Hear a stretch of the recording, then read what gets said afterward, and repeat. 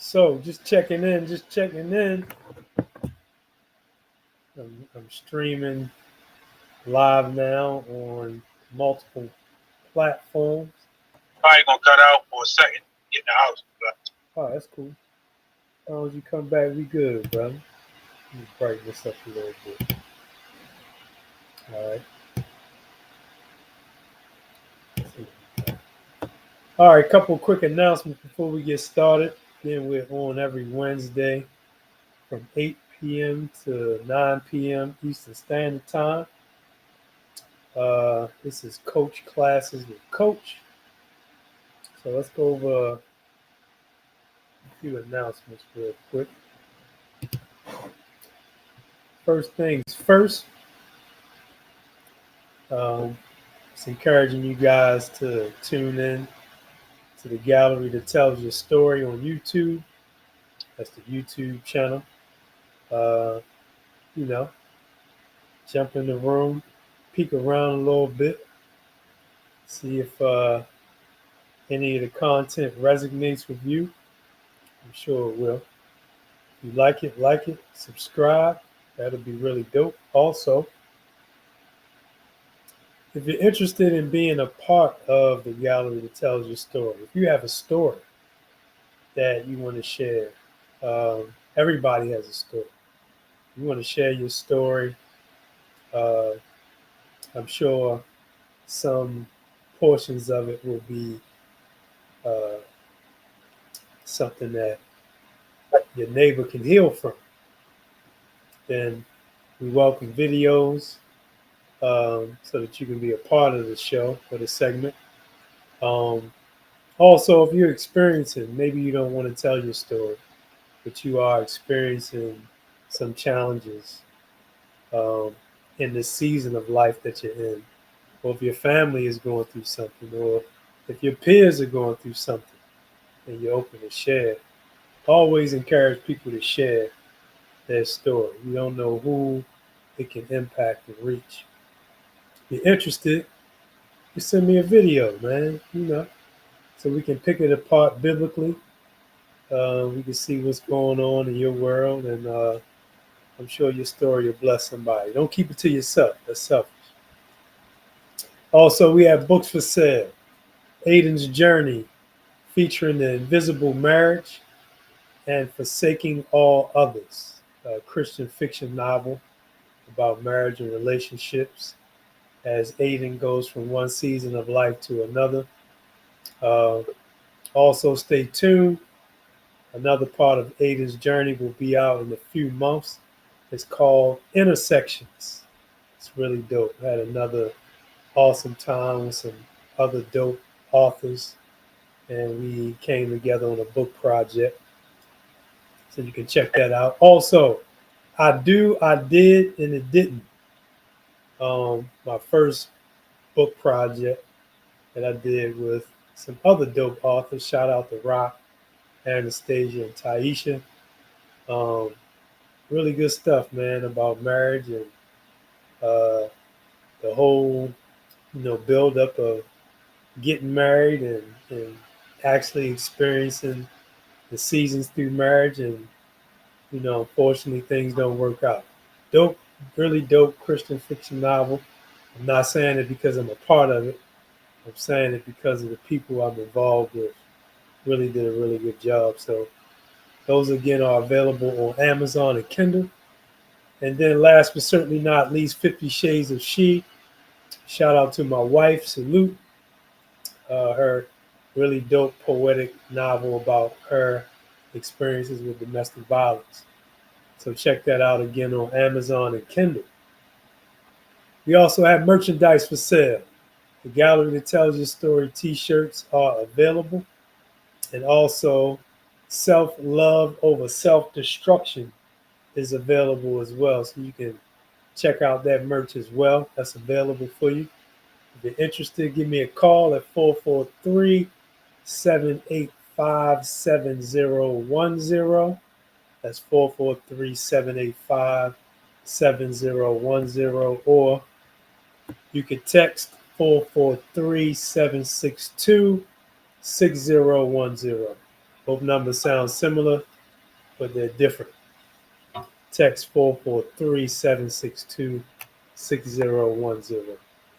And finally, Coach Glasses with Coach every Wednesday from 8 to 9. I coach based on the 3 pillars: self-talk, intrapersonal skill development, and interpersonal skill development. Right now, we're going to be closing out probably next week. We'll be closing out the self-talk unit.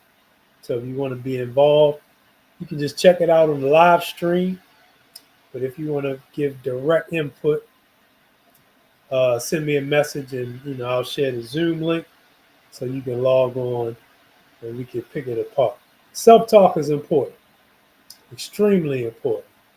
So we focus on that first, and then we go a little backwards to interpersonal skill development to talk about your relationship with you, because that's where your self-talk derives. And then we get into your relationship with others, right? So we start inward and we work our way out. So if you're a client looking for coaching, if you are a coach currently, or if you're interested in becoming a relationship coach, then check in. Coach Classes with Coaches for you. And again, we're on, I think this is week 5. So let's get into this, man. We're going to start off. I'm going to share my screen. And we're going to, for the sake of a warm up, we're going to look at the quote of the day. Let's see. Let's go there first. And sorry, this is a little small. So I'm going to read it out loud for you. TikTok, here we go. Here's the quote of the day. I never thought I was a bully until I listened to how I speak to myself. I think I owe myself an apology. I'll reread the quote. The quote says, I never thought I was a bully until I listened to how I speak to myself. I think I owe myself an apology. So, let me get your thoughts on that. TikTok, if you're checking in, you can send a message. Jamal, if you're on, definitely want to get your thoughts on that. Because oftentimes we think of bullying as being something external. But really, you could bully yourself by the way you talk to yourself. And I said this in weeks prior. I said, we will hear other people insulting and offending other people. And we'll be appalled by it. But we're not appalled when we speak that way about ourselves. Man, we got to change our thinking. We can't continue to live like that. Don't you know how you speak to yourself bears root to the dis-ease or disease in your body? Your words is life. And if you speak in a certain way to yourself, that's not cool. We got to change that. So one thing that I really focus on in coaching as I listen to clients is just that. How do they speak to themselves? So I can retrain them and reprogram their mind or help them do so that they speak to themselves differently, with somebody speaking to themselves as if they're speaking to somebody they love. Does that make sense? Yeah. Yeah. So yeah, the bully is from within, man. That's where it starts. Yeah. So, all right, cool enough. I'm ready to go to the whiteboard real quick. Let's lock in. Let me go to this whiteboard here. Existing board. Check this out.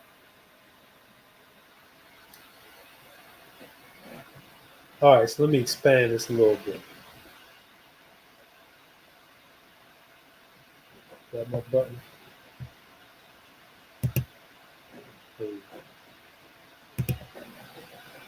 All right, let me move this a little bit further. Before we get into this really dope article of the day, things we say to ourselves. I'm going to give it some context. Here we go. Now, this is more indirect dialogue than it is direct dialogue. Here we go. Why would they lie? Why would they lie? Check that out, right? Let's pick that apart and give it some context. Why would they lie? How many times do you recall? It can be recent, but probably in our younger years, where we weren't privy to what somebody said about us, allegedly. But then we get person A that was allegedly privy to what person B said about us. And then they come over and they say, yeah, you know, so-and-so was talking about you. They was talking real grimy, real greasy about you when you left from the area. You know, I didn't think it was cool. So then we feed into it, right? It's like, well, what they say. And then person A will give these details about what that person said about us when we weren't around. And remember last week when we were on the conference, we were talking about how we spend more time doing introspection and reconjuring and recycling the dialogue that we heard, even if we got into an argument. And I think that's the example that we were giving. You get into an argument with somebody, the argument may last 5-10 minutes, maybe 15 minutes. But we internalize it sometimes for days, weeks, months, and years. And we're having this constant inner dialogue about a 5, 10, 2, 15-minute argument. So if we're real about it, we spend more time ingesting and dissecting and reanalyzing the argument over and over and over again in comparison to the time that we spend in the actual argument. So the topic for another day and another time, why don't we stop when the argument stops? Why do we continue analyzing and reanalyzing the argument? But another topic for another time. So in this scenario, this picture that I'm painting, person A is saying what person B, or repeating what person B says about you, because person A is supposed to be allegedly somebody that has your best interest. So you say to person A, well, what did they say? And then they start to pick apart what they allegedly heard them say. And then the analyzing starts on your part. And then you start to think, why would person A lie? And the more you think about why, or you ponder on the question, why would person A lie? You use that as fuel to approach person B. When you approach person B, because of how you were analyzing, reanalyzing what was alleged, you approach with anger, you approach with with vengeance. You approach with disappointment, frustration, all of that energy bottled up because you have told yourself that person A wouldn't lie about what they said that person B said about you. How many, just think back, how many times, TikTok, has that got you into a confrontation that you really didn't have to get into, and somebody probably got hurt? Not necessarily because of what person A told you, but it was more about what you told yourself after person A told you what person B allegedly said. How common was that back in the day? And you approaching somebody and you grabbing them up.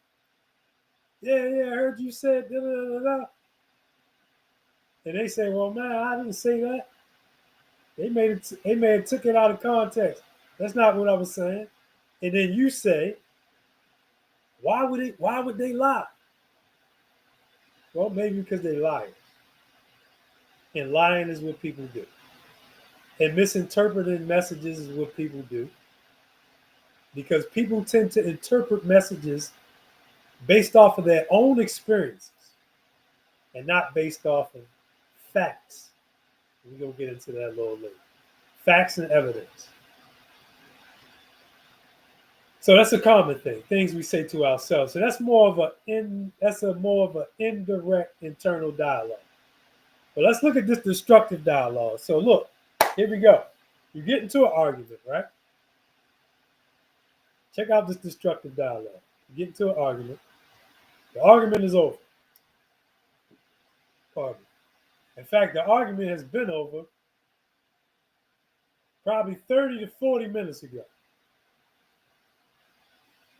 Day one. Here we go. I can't believe they said that to me. And you start replaying what you heard from the person over and over and over again, unless you get distracted by life or whatever happens. Every now and again, the thought will pop back up. And you start to envision yourself in front of that person. You start to envision a repeat of the same scene that has been gone. It's been over. Scene is over. They done wrapped it up. That scene in the movie is over. But you're reliving it. You're re-experiencing. You're watching it over and over and over again in your mind. You're reliving it. Day two, you say to yourself, here's your destructive dialogue. Man, when I see them again, I'm going to whatever, you can fill in the blanks. So now you are envisioning, just think about how much energy this requires. You are envisioning seeing them again, the same person in a different scene. And you're adding to the scene what you're going to physically do or say to them in that scene. That's day two. Day three. Now, this is what I call rehearsal. And now you're saying, if they say such and such and such and such, then I'm just going to say such and such and such and such. This is day four. The argument has been over 4 days ago. The argument was 10 minutes long. Day five. You're still envisioning this scene. And now you're saying, if they have a problem, then I'll just da da da da da da. You fill in the blanks. So we're talking about being in a scene, and I always challenge clients to look at their life in snapshots. Look at your life as different scenes in the movie. And in the scene that we're painting, there was some kind of conflict between you and the young lady, right? And I always bring up relationship because relationships will bring out relationships expose all of your flaws, most of them, depending on how deep you're in the relationship. So I mentioned relationships. So in this scene, you are physically in front of a young lady who says something that's offensive, right? The next day, you are reliving that scene visually, although you're not physically there. Look how powerful the mind is.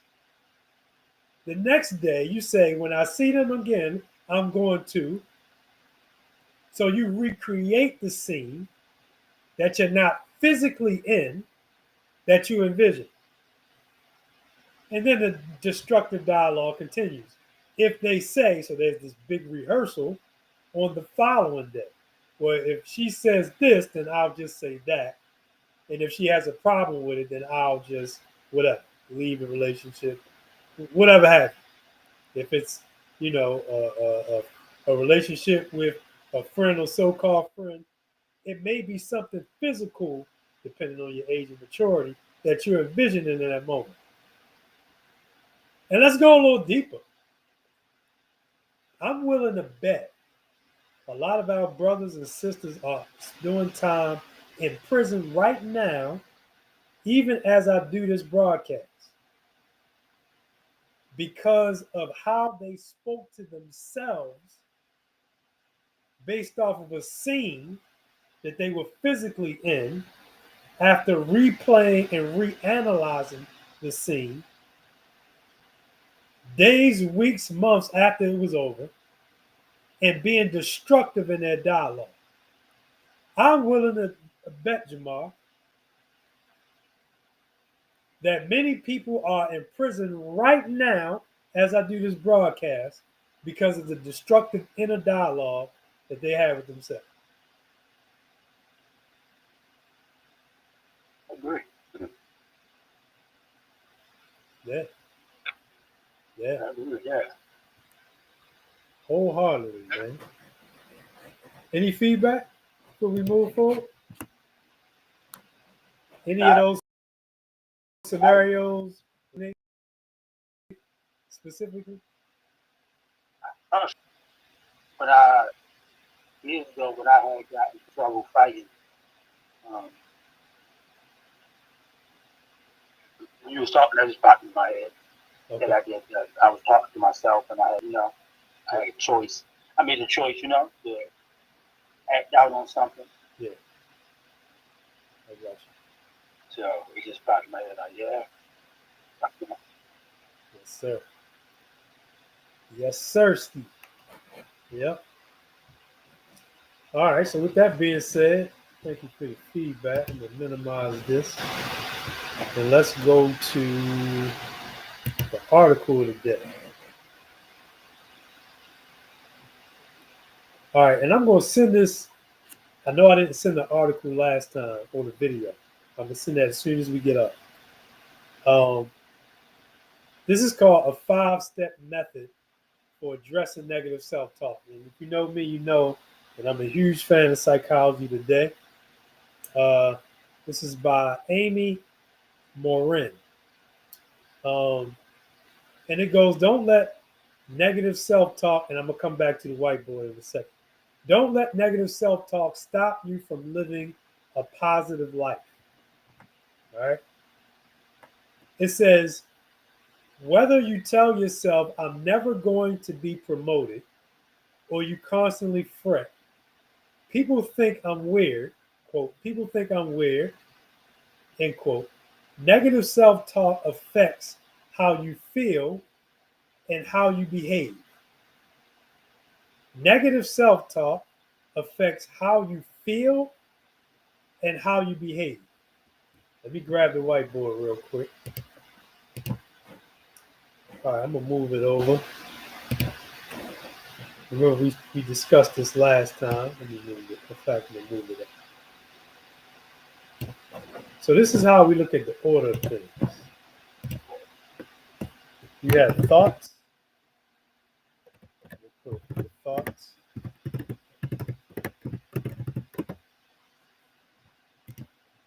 And then you have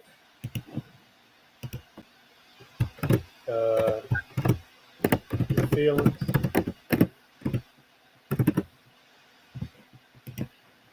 And then we have your self-talk. In that order.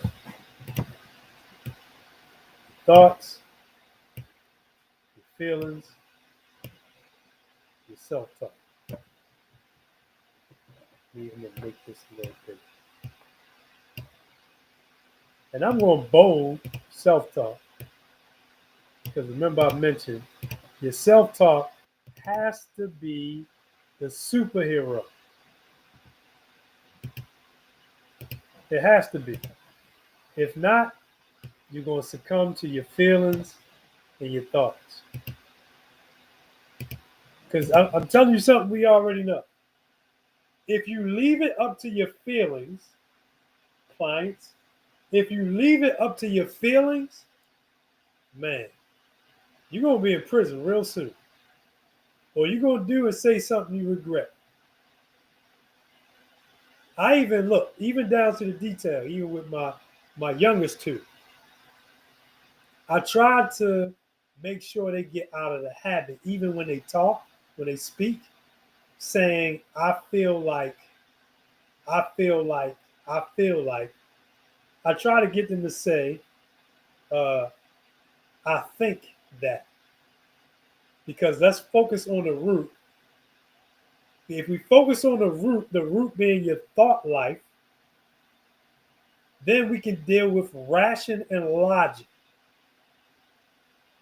But if we're starting with I feel statements, I feel like, now we're dealing with emotions that can be all over the place. But your self-talk has to be the hero. It has to be the thing that we use to redirect our feelings and our thoughts. All right. Jamal, were you going to say something? No. Okay. All right. So let's get back to the article. All right. So it says, and I love this part. Listen to this. I'll read it again. People think I'm weird. And it says, end quote, negative self-talk affects how you feel and how you behave. It says, in fact, listen to this. The conversations you have with yourself often turn into a self-fulfilling prophecy. The conversations you have with yourself often turn into a self-fulfilling prophecy. For example, check this out. The author says, imagine someone who thinks, quote, I'm socially awkward and no one wants to talk to me, end quote. To cope with his awkwardness, he avoids striking up conversations with people and limits his interactions. Consequently, people think he is socially awkward and his belief about himself is confirmed. Powerful example. That is almost exactly how things happen. How things become how that inner dialogue becomes a self-fulfilling prophecy. The author goes on to say, over the years, I worked with countless people in my therapy office on changing their negative dialogue. And I've seen firsthand how developing a more productive inner dialogue helps individuals build the mental muscle they need to create positive change. So whether you call yourselves names or you always talk yourself out of trying something new, here's how to deal with negative thoughts in a healthy way. Number one, recognize your negative thoughts. Recognize your negative thoughts. This is about identifying. She says, when you get an email from the boss that says, quote, I need to meet with you as soon as possible, end quote, is your first thought that you're about to be fired, or do you think you must be getting a raise? Many of your thoughts are automatic. They just pop into your head without any conscious effort. So it's important to take a second to evaluate your thoughts, so you can recognize thoughts that are unrealistic, unproductive, or irrational. Automatic thoughts. All right. Number 2, she says, look for evidence that your thought is true. Look for evidence that your thought is true. Just because you think something doesn't, just because you think something is true doesn't make it true. In fact, most of your thoughts are more likely to be opinions rather than facts. So ask yourself, quote, what's the evidence that this is true? End quote. Sticking with the example of the email from the boss, what evidence do you have that you're about to be fired? She challenges people to create a list of the evidence that supports your thoughts. Perhaps you called in sick for days in a row recently, or maybe you missed a deadline on an earlier. List as many reasons as you can. So look for evidence that your thought is true. Number 3, look for evidence that your thought isn't true. She says, then create a list of reasons why your thought might not be true. Maybe you are one of the hardest workers on your team, and you know that your boss rarely fires people without good reason. Or maybe you've been called into meetings with the boss before and you've never gotten fired. If you struggle to find contrary evidence, and again, evidence, facts, facts, facts. If you struggle to find contrary evidence, which is common when your emotions run high, ask yourself, quote, what would I say to a friend who had, end quote. If your coworker said, I'm about to get fired, you'd likely be able to conjure up some reason that might not be true. So give yourself the same consolation you give someone else. Number 4, reframe your thought into something more realistic. Reframe your thought into something more realistic. Once you've looked at the evidence on both sides of the equation, develop a more realistic statement, telling yourself, quote, my boss wants to talk to me for that email, end quote, can help you keep things in proper perspective. Don't try to convince yourself of things that are overly positive that won't work either. Instead, the goal should be to create a statement based on. And then finally, number 5, ask yourself how bad it would be if your thought were true. Sometimes the best way to deal with negative self-talk is to face it head on.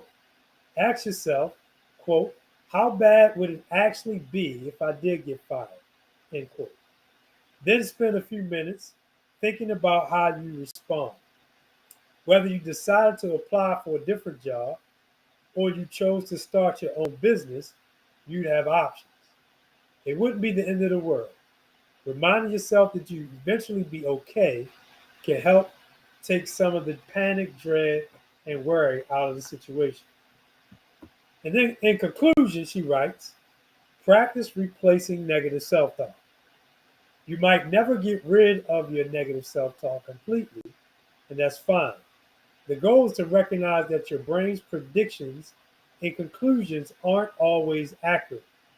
Then you'll be less affected by the thoughts that tend to stir up uncomfortable emotions or unproductive behavior.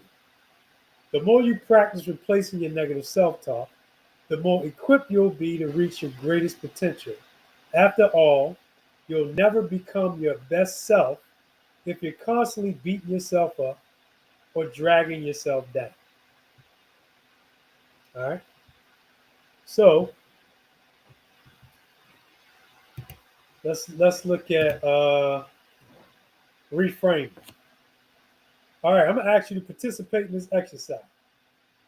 I'm gonna challenge you. You ready?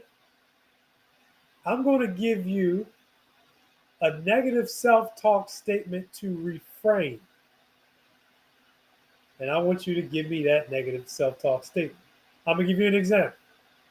So I'm gonna say, I can't do this, it's too hard. So you'll give it some thought and you'll say, I can do this by breaking it down into smaller steps. All right, you got it? Mm-hmm. Any questions? Good? Yeah. All right, here we go. Here's my negative self-talk statement. They are doing better than me. I'm a failure. They are doing better than me. I'm a failure. You go.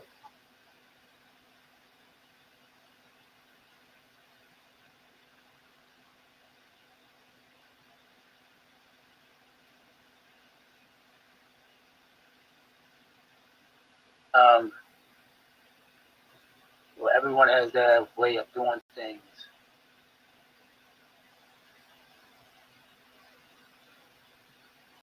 You just have to try your way. Okay. All right. All right. I like that. Let me give another one. Use I statements. All right, you ready?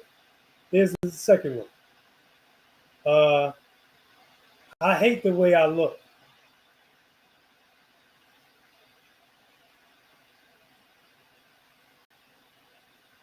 I'm beautiful in my own way. Okay. All right. A third one. Here I go. I should be further along in my life by now. I should be further along in my life by now. You said, I'm exactly where I need to be. Nice. That's succinct and to the point. All right. Last one. Here we go.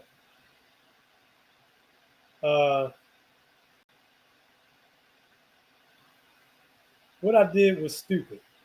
I shouldn't have made that mistake. I know better. What I did was stupid. I shouldn't have made that mistake. I know better. I will think about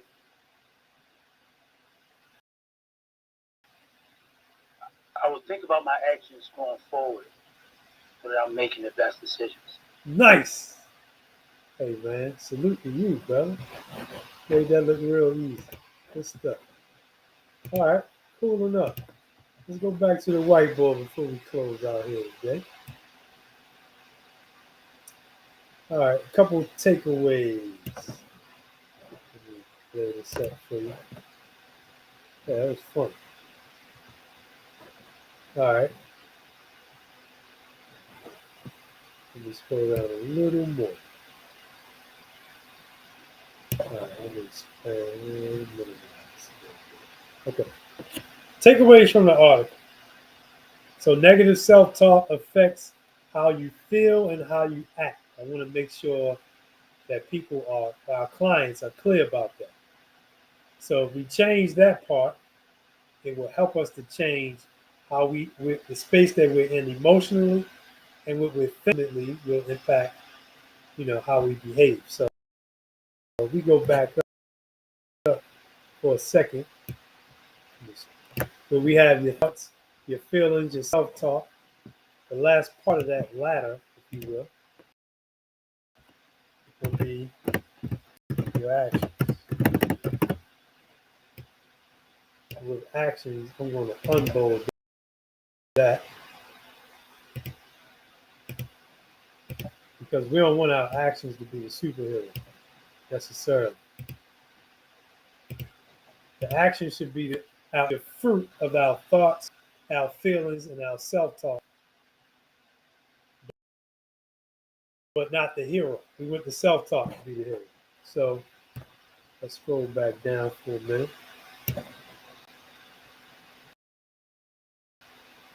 So then the article spoke about your thoughts, with facts and evidence. And the bottom line is it true? Is it true? You know, sometimes when you hear your clients talking, you know, I always like to throw this in, man. This is a good one. When they're saying things like, let me give you an example. And I always bring it back to relationships again because I believe our closest relationship. So if I'm in an argument with my wife, here's something that's real common. If I say if I've gotten into an argument with her before, or if, because I'm replaying and reanalyzing, if I'm recalling an argument from before, whenever it was, a week ago, a month ago, a year ago, I'm saying to myself something that goes like this. Because what tends to happen is we fail in our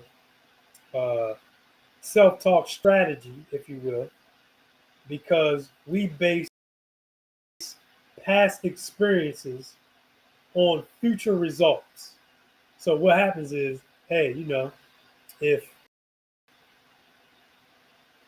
I'm saying, right, in the past, I've said X, Y, Z, and she became emotional. So now in the present, what I'm doing with my self-talk is I'm saying, man, if I say X, Y, Z, all my wife's going to do is say ABC, right? We fail in that moment because we're telling ourselves, we're affirming what is going to happen in the future based off a past incident. But the truth of the matter is we don't know what's going to happen in the future. We introduce that subject again. So sometimes our self-talk will discourage us based off of past experiences. But it doesn't necessarily mean if we reintroduce the subject, what happened in the past is going to happen in the future or the present. So in that sense, we tell, which prompts me to tell my client or ask my client, who told you that? And they'll say, well, what do you mean who told you that? And I put them in a box, Jamar, because it's like they can't say that somebody else told them that. Told them that currently in the present tense. What they did is tell themselves that based off of something that happened in the past. So they have to wrestle with that.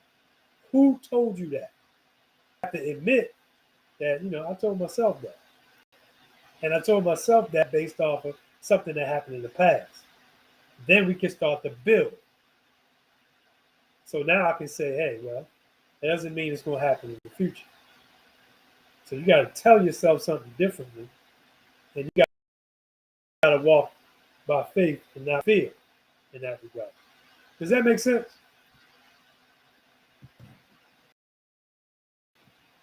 Yeah, that makes sense. Okay. Another takeaway from the article. I'm sorry.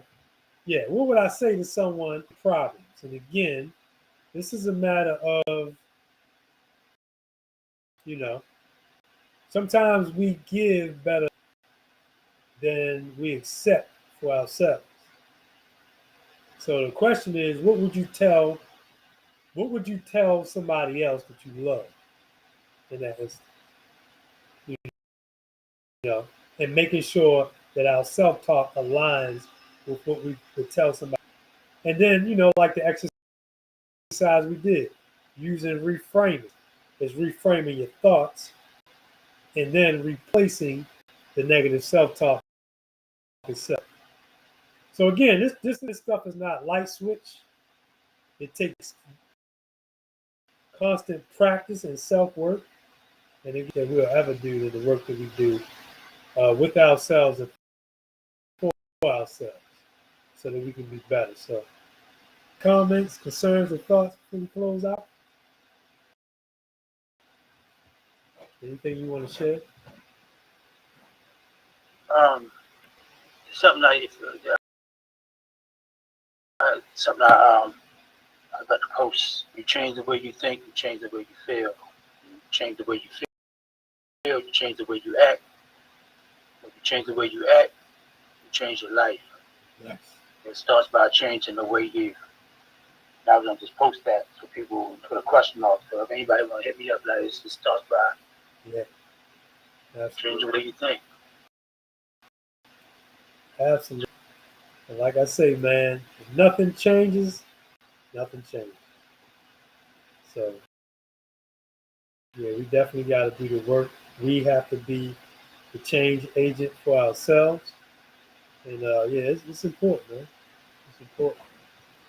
So, all right, man. TikTok salute. Jamal, if you can hang on for a minute. Salute. Thanks for checking in. See you guys next week for more coach classes with Coach. And we'll be closing out our self-talk unit next week as well. All right. Peace. All right, let me stop the stream.